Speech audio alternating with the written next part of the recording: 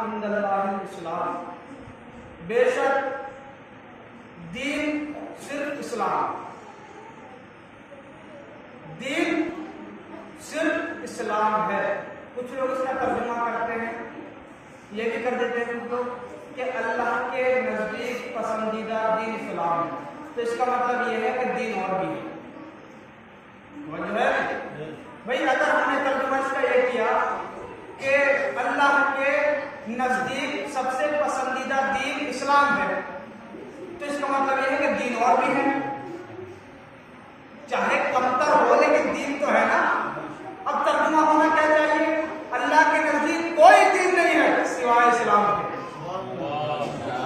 صرف اللہ کے نزدیک دین جو ہے وہ صرف اسلام ہے، اسلام کے علاوہ کوئی دین ہے ہی نہیں ہے، توجہ ہے نہیں۔ اب اسلام کا فلسفہ یہ ہے کہ اسلام کے جو میں نے اس طرح بتائے تھے، دو قانون بتائے تھے، کیا؟ ایک کا نام عمل، ایک کا نام عقیدہ۔ یہ دونوں ایک دوسرے سے جدا نہیں ہو سکتے۔ جس طریقے سے میں نے بتایا تھا، عرض کیا تھا کہ ہم اعتقاد رکھتے ہیں کہ اللہ ایک ہے، قل هو اللہ احد، اے رسول کہہ دیجیے کہ اللہ ایک ہے، پھر اللہ عادل ہے، پھر اس نے نبیوں کو بھیجا، تو جو ہے نہیں، اس نے رہبروں کو بھیجا۔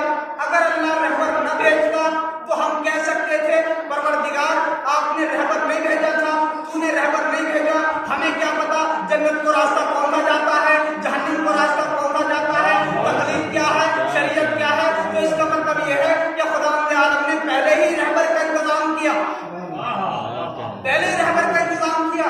اور کیسے رہبروں کا انتظام کیا؟ ایسے ویسے کو رہبر نہیں بنایا، بلکہ ایسے کو رہبر بنایا۔ بھائی کچھ لوگ، پہلے فلسفہ بتا دیتا ہوں کہ کچھ لوگ جب دورے جہالت تھا، کچھ لوگ سوچتے تھے، سورج کو دیکھا کہ سورج روشنی دیتا ہے، سورج گرمی دیتا ہے، کہا یہی خدا، سورج گرمی دیتا ہے۔ کچھ لوگوں نے سورج کو خدا ماننا شروع کر دیا، سورج کی پوجا کرنی شروع کر دی۔ پھر دوسری چیز کیا؟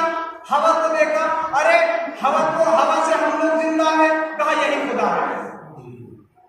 پھر تیسری چیز، ارے پانی کو سب کو بہا دیتا ہے، کہا یہی خدا ہے۔ چاند رات میں روشنی دیتا ہے، کہا یہی خدا ہے۔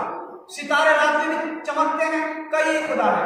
اب جو خدا عالم کی طرف سے رہبر آئے، توجہ، خدا عالم کی طرف سے جو رہبر آئے، انہوں نے سورج کو پلٹا کر بتایا دیکھو یہ خدا نہیں، چاند کے ٹکڑے کر کر بتایا کہ دیکھو یہ خدا نہیں، ستارے کو در پہ بلا کر بتایا یہ خدا نہیں، توجہ ہے نہیں، پانی پر مسلح بچھا کر بتائیں گے کہ دیکھو یہ خدا نہیں۔ صلوات پڑھو رحمت محمد۔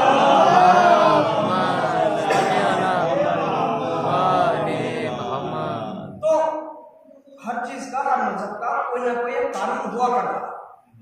آپ لوگ جملوں کی قدر کریں، یہ نہ دیکھیں کہ جملہ آہستہ سے ہے یا بلند آواز سے ہے، بس جملوں کی قدر کریں کہ جملے، چونکہ بندہ جملے جو نکالتا ہے بہت محنت سے اور مشقت سے جملہ نکالا کرتا ہے کسی چیز سے۔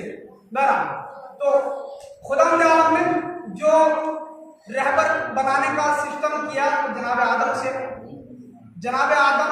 سے پہلے جو ہے، جیسے خدا عالم نے کہا خلقت علی، آدم کو کہا کہ شیطان کے لیے کیا کہا؟ خلقت علی، کیا تو بڑوں میں سے ہو گیا؟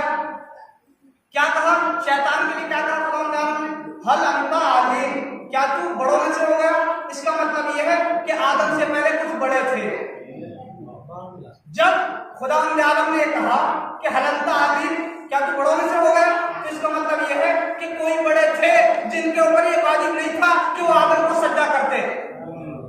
اب وہ کون بڑے تھے آپ لوگ سب جانتے ہیں، یعنی احمد کے اوپر یہ واجب نہیں کہ وہ آدم کو سجدہ کرتے، توجہ، احمد کے اوپر یہ واجب نہیں تھا کہ وہ آدم کو سجدہ کرتے، فاطمہ کے اوپر یہ واجب نہیں کہ وہ آدم کو سجدہ کرتی، علی کے اوپر یہ واجب نہیں کہ وہ آدم کو سجدہ کرتے۔ بھائی تمام ملائکہ گر گئے تھے سجدے میں۔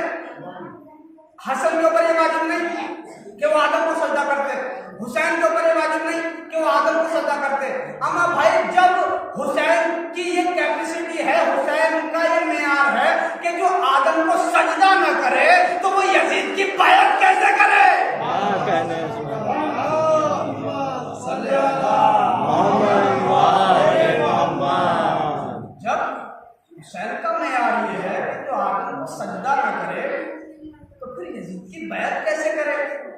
اور کچھ چیزیں ہر معصوم سے خاص ہوا کرتی ہیں، بڑی توجہ۔ اسی طریقے سے امام حسین کے لیے بھی کچھ چیزیں خاص ہیں، جو مرتبہ امام حسین کا ہے وہ کائنات میں کسی کا نہیں۔ رسول کا وہ اس اعتبار سے ہے جب تک رسول تھے، لیکن وہ وہاں پر لگا ہوا ہے کہ اسلام اپنی ابتدا سے محمدی ہے، لیکن کربلا کے بعد حسینی ہے، وہ جو ہے نہیں، تو وہ فلسفہ الگ ہے۔ بھائی کچھ چیزیں خاص ہوا کرتی ہیں، میرے ساتھ آپ ہو جائیں توجہ چاہتا ہوں آپ کی، کچھ چیزیں خاص ہوا کرتی ہیں، جیسے خدا عالم کا حرم ہے تو اس میں 3 دعاؤں کی ضمانت ہے۔ بتا رہا ہوں توجہ چاہتا ہوں کہ حسین سے کیا چیزیں خاص ہے، جو حسین کو عطا کیا اللہ نے وہ کسی کو عطا نہیں کیا، جو حسین ابن علی کو عطا کیا وہ کسی کو عطا نہیں کیا۔ حرم میں 3 دعاؤں کی ضمانت ہے، جس طریقے سے حرم میں 3 دعاؤں کی ضمانت ہے، اسی طریقے سے کربلا میں 3 دعاؤں کی ضمانت، جس طریقے سے حرم میں خدا کے حرم میں 3 دعاؤں کی ضمانت، اسی طریقے سے کربلا میں 3 دعاؤں کی ضمانت۔ پھر دوسری چیز کیا کہ اگر آپ مطلقاً کسی بھی مٹی کا کھانا حرام، مطلقاً اگر آپ کسی بھی مٹی کو کھائیں تو حرام ہے، شریعت کہتی ہے مٹی کا کھانا حرام۔ اگر آپ حد یہ ہے کہ اگر رسول کی تربت کی خاک کو بھی آپ